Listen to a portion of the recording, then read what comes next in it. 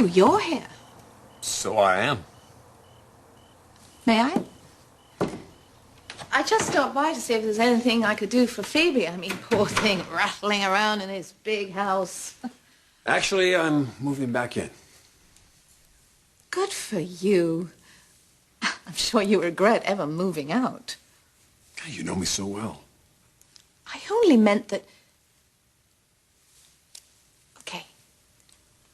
I know I can say this to you. If you hadn't abandoned your wife and your family in the futile pursuit of Brooke, none of this might have happened. You know, Jackie, my mother is right.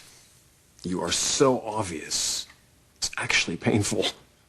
And by the way, that's something that my Nicky would never do. Walk away from his marriage? I think he's going to walk away from him.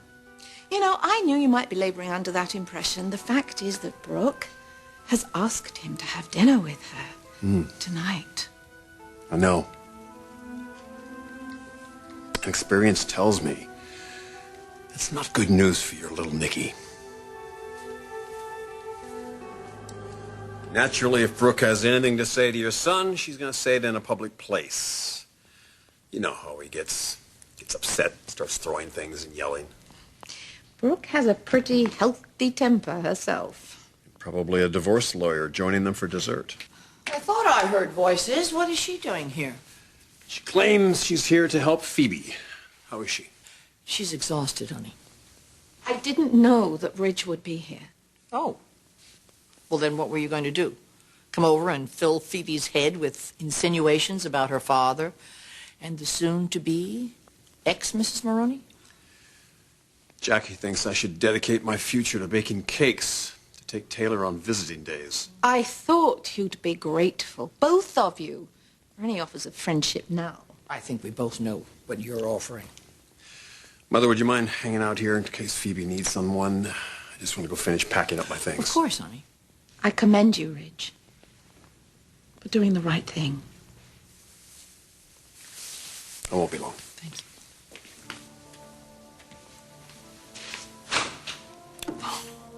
Who the hell are you to commend anyone about anything?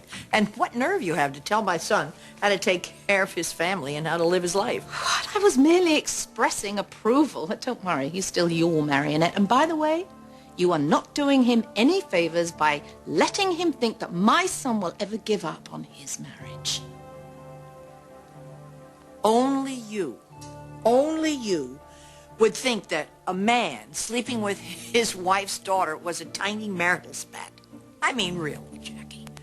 It's Nick I feel sorry for. I mean, how would he know any better, having been raised by trash like you?